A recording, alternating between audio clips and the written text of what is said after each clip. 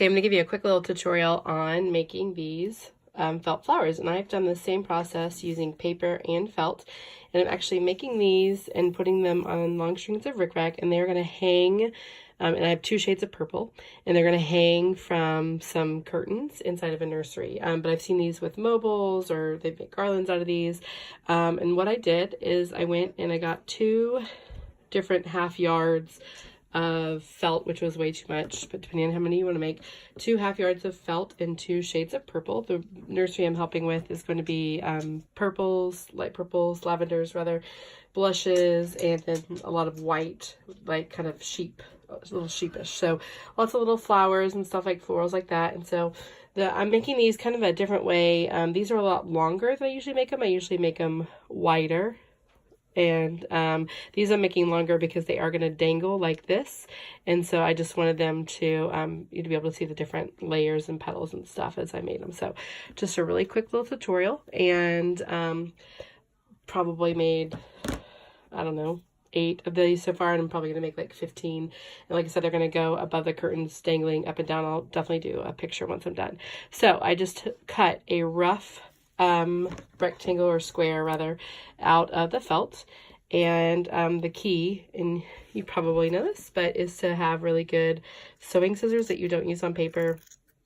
Felt is kind of a finicky fabric. I'm not worried about it being like a perfect square or a perfect circle.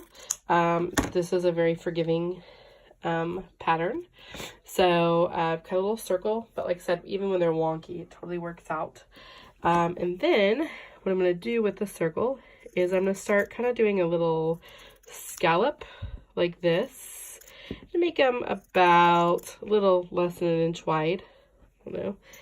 And I'm just going to go around. Doesn't have to be perfect. Again, no science, no pattern needed. Just do a spiral of little bumps or scallops, whatever you want to call them, whatever the technical term is. And super simple.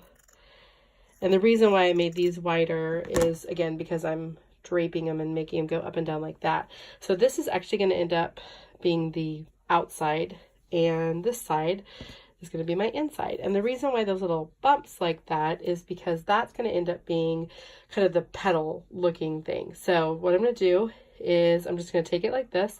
Now, if I wanted to make a fatter rose, I would just kind of do it in the same, I would just kind of keep it like this. And as I started working, you can start seeing it's going to go up and down and make those little bumps like that.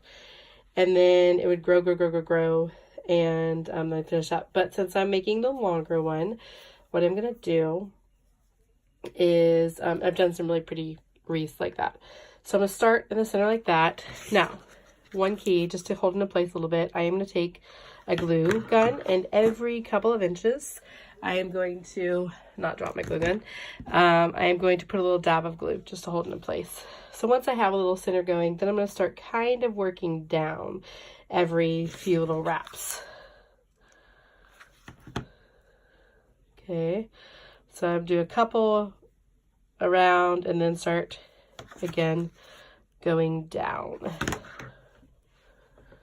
A long straight of glue going. So you see it kind of going in like that.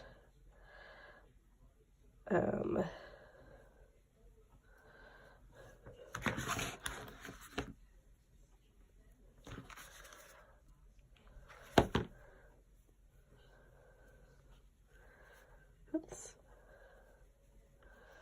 I was going the wrong direction down. Sorry. So busy chasing my glue gun.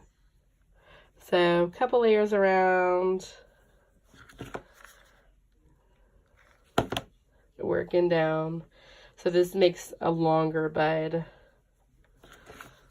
rather than a fatter bud, because you'll be looking at these mostly from the side. Oops, a little piece of paper in there. So some of the things, they absolutely do not have to be perfect, because I'm going to show you in a minute, we're going to add some leaves to them. And that's where it's like, if you have a side that's like not too great, that's where you're going to add your leaf. And that leaf it's going to help hold it securely also. So then here we come into the very end. Just put a bunch of glue right there, and then just kind of wrap it like that. All right, so we've got the flower. So then I took some green felt and I just cut 2 leaf shapes like this, and then one that's connected. So I'm gonna start with the connected one. No reason, other than I just thought it just seemed more secure with it being connected. Find the most unattractive piece. I don't really like, that's weird, it's awkward. Okay, like that. Sorry. All right, so that one's connected, and then the other piece that I'm gonna go back and forth right here, I'm gonna leave a little bit right there, not glued. Okay, like so, and leaving a little bit of a tip there. Same thing with the second side. Whoopsie.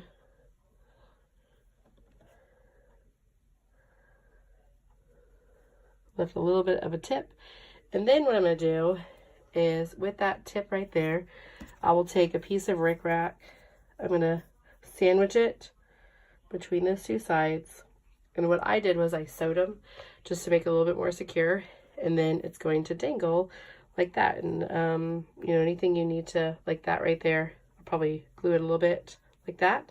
So it's going to sew it like that. And then it will dangle like these other ones here. And you could glue it as well. I just thought just give it a little more security sewing it. But anyway, so super simple to make. All it took was a few supplies. The felt was super cheap. I used a coupon on it. I know the green, I just bought those sheets of rectangle that you can get for 25 cents. The reason why I didn't do the purple that way is because they didn't have the colors I wanted. I got the 2 colors I got were from Joann's. But some stores have a wider variety of the rectangular ones. But if you get the half yard, it's cheap. Use your coupon, and you are able to get a lot more colors and a lot more flowers for a lot cheaper. So very cheap, simple project.